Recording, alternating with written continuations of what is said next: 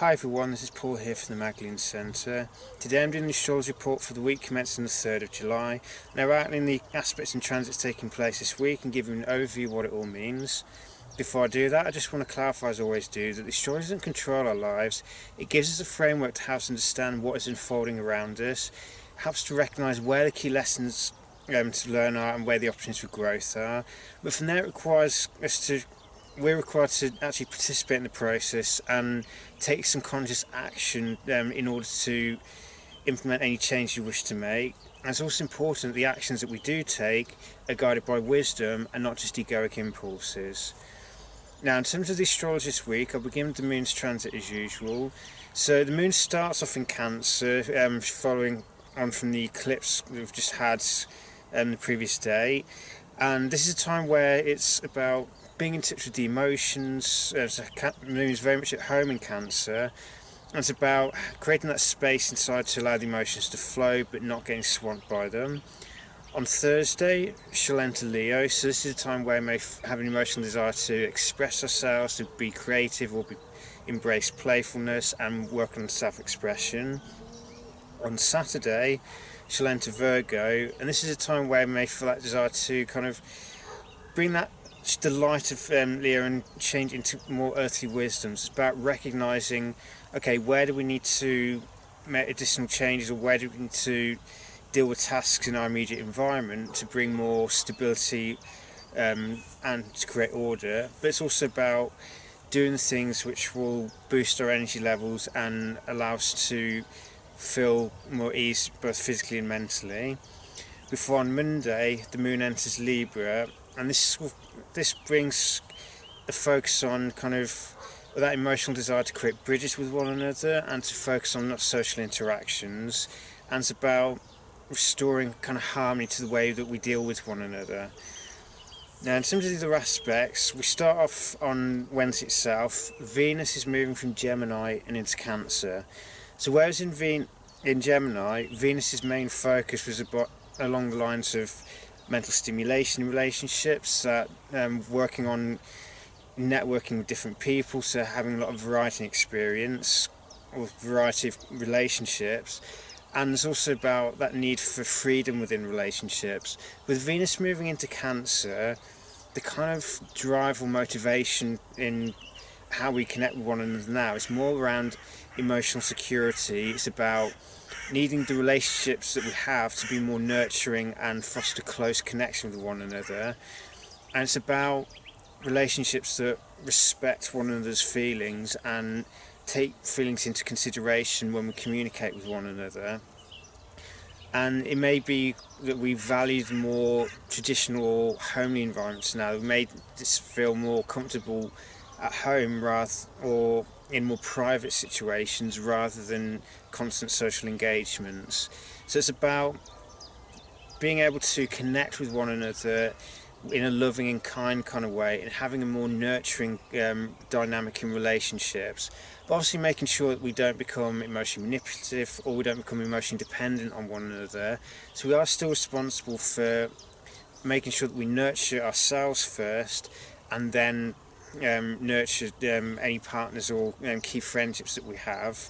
Because if we don't nurture ourselves and don't take care of ourselves, it's going to be difficult to truly help or take care and nurture the people if we don't know how to do it for ourselves first. It's always make sure we can nurture ourselves first and then bring that nurturing energy into the relationships, so that relationships foster a greater degree of closeness with one another.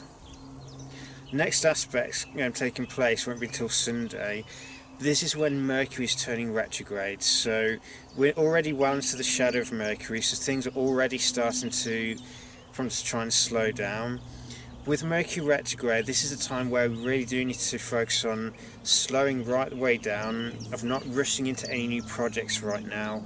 Instead, this is an ideal time for gathering information. It's about broadening our awareness and moving just beyond looking at what's immediate in front of us. It's taking that step back and seeing the wider truth of the situation. So this is a time where any information that we've overlooked so far, this is a time where it may suddenly seem like it's presented to us when we overlooked it before. And this is where it's important that we seek to see the bigger picture and to see and allow the intuitive function to play its part in bringing information to us.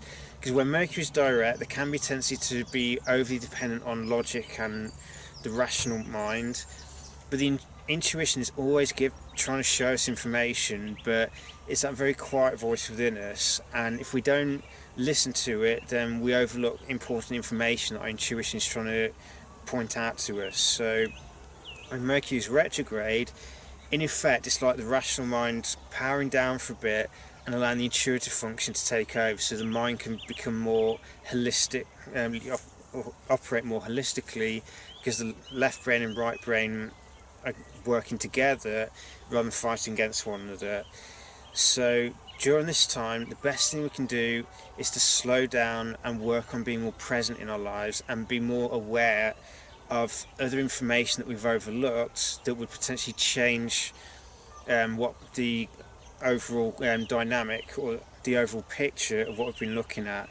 Because sometimes something may look really good on paper when we just see the immediate details, but if we take a step back for a moment and look at it in a broader context, we may realise that actually it's not as good as we thought it was. Now, the retrograde is taking place in Leo first and moving into Cancer partway through the retrograde. So initially the retrograde is focusing on our relationship with play and creativity, but later on it's about delving into where we're actually operating from old conditioning rather than operating from the consciously aware self, and it's letting go of any kind of psychological underpinnings that we've simply inherited but do not actually belong to us, as it were, or that we've been rather not inherited but adopted because we didn't know any better at the time, but is actually not right for who we are. But I'll do another video on this in more detail. There's far too much to go into to do it in this video. The next change will be the following day, so we'll have Chiron is turning retrograde here. So Chiron will be retrograde until the 12th of December, and this is a time where whatever wounds we have to the sense of self, where we tend to use very disempowering words after the phrase I am, this period will really highlight it to us and reinforce the fact that if we want to be truly empowered, if we want to live our best lives and to maximise our potential, we have to become much more conscious of the kinds of words we tend to use after the phrase I am. Because I am is an identity statement. Whatever words we use after it have the power to shape our sense of self, or shape our character. So if we're typically using very disempowering words like scared, fearful, or you believe you're stupid, or believe you're not good enough, then these phrases will basically take charge of your life. And if we don't change that inner scripting, if we don't change that inner kind of workings of the mind, then we'll never feel ready to take the action that we need to take in order to manifest the kind of dreams that are truly worthwhile for ourselves. So it's really learning to overcome this tendency of undermining the sense of self through negative self-talk, and learning to become more aware of that tendency and change it over so it becomes more empowered, or we separate our sense of self-identity from any wounds from the past. But again, I'll do another video on this in more detail, because there's a lot more to go into than that. On Monday as well, we've also got Venus is going to be sextile to Uranus, so this aspect brings us an opportunity to work on remembering that for truly healthy relationships to be maintained or to form, both parties need to be given the freedom to explore their deeper levels of self and to undergo significant changes. So a truly healthy relationship needs to have that space to allow dynamics to change in as much as the dynamics change, so both parties become more empowered and are able to express their true self more and more. So if the relationship is based on maintaining certain status quo which prevents growth, then this aspect may feel like it's shaking things up from the inside, when actually all it's really doing is reminding us that for truly empowered relationships to form, both within intimate relationships, within close friendships, and in business dynamics, both parties need to be able to undergo changes at a personal level to reflect new levels of self-awareness and the shedding of the old to allow the new or the new self to emerge based on who we really are.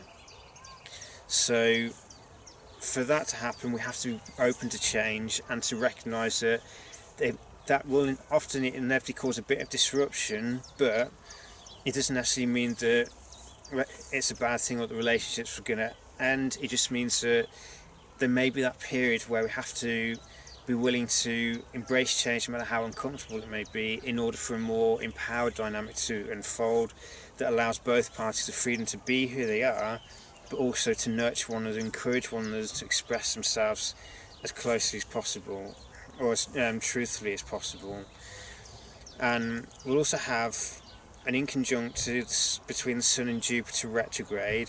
This aspect is about recognising the need to incorporate or change our belief systems that we use to define our sense of self, and recognise that who we are and what we believe are not the same thing, but beliefs do have the power to affect the way we perceive ourselves and our level of self-understanding. But it's also about having more faith in ourselves and more faith in a broader picture, and it's recognising that if we want to be able to be the best version of ourselves, we have to let go of any beliefs, no matter how much comfort or familiarity they've brought to us. If they're not allowing us to grow, then they have to be let go of, no matter how cherished the belief may be. It's learning to have greater faith and to expand our level of self-awareness, so we recognise how we are connected with the rest of the world around us, that we're not a separate, isolated unit. Everything is related. So the more we can expand our level of perception and expand our level of identity beyond the limits of the ego and reach the soul level of understanding instead, this allows us to move beyond the kind of narrow dynamics or tribalistic mentalities that keep us divided, and instead move towards a more unified level of understanding. And the last aspect will be on Tuesday. This is the Sun opposed Saturn retrograde. So this is the midpoint of the retrograde, and this aspect highlights the need to understand the importance of having discipline, no matter how uncomfortable we may be with taking responsibility and the necessity of discipline. But without self-discipline, we can't achieve true freedom and we cannot fulfill our true potential. So for us to truly become empowered, it requires taking responsibility for our choices and responsibility for our actions, and it's having that discipline required to resist the urges of the ego that would try and pull us off centre or pull us down a side route that isn't helpful and is based on instant gratification. It's about having that discipline to stay committed to the goals that are truly worthwhile and will truly empower us to live the best lives we can. And it's understanding that discipline is something that is important and is necessary to empower us going forward in our lives. Without discipline, there's an inherent limit to how much growth we can achieve, because any goal worthwhile achieving will necessarily involve facing obstacles, facing challenges both within and without, because these challenges are there to strengthen us and make us more resilient to change, resilient to challenges, and to allow us to develop that internal strength and power that allows us to face any obstacles that we face and not be daunted by them. Instead, see them as an opportunity to grow and become stronger rather than something to fear. So I hope that's a useful guide for the coming week.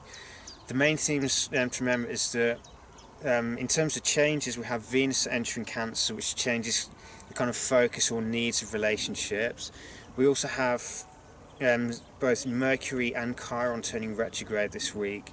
So this brings a significant focus on the need to slow right down. The fact that we're in the eclipse window as well reinforces the need to allow changes to take place. So during this time, it's very important that we go with the flow, that we slow right down and allow any information, no matter how uncomfortable it may be, to be presented to us, and to learn to embrace the truth, no matter how much it may challenge our comfort zone.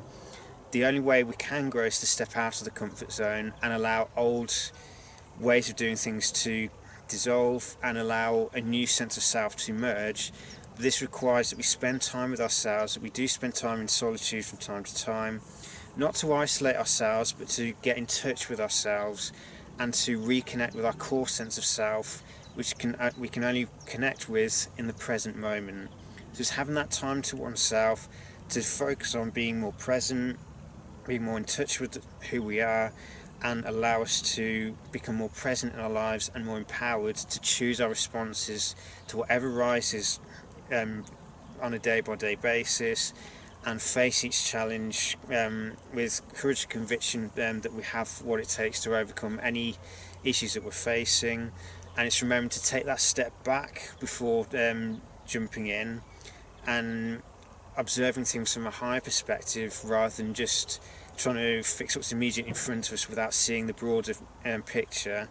It's taking that step back, see the bigger picture, allow the truth to present itself to us, and whenever any wounds to the sense of self based on that make us feel too small to do anything, or we don't know enough, or we're not good enough to do something, it's remembering this is just a wound to the ego. It's not actually true.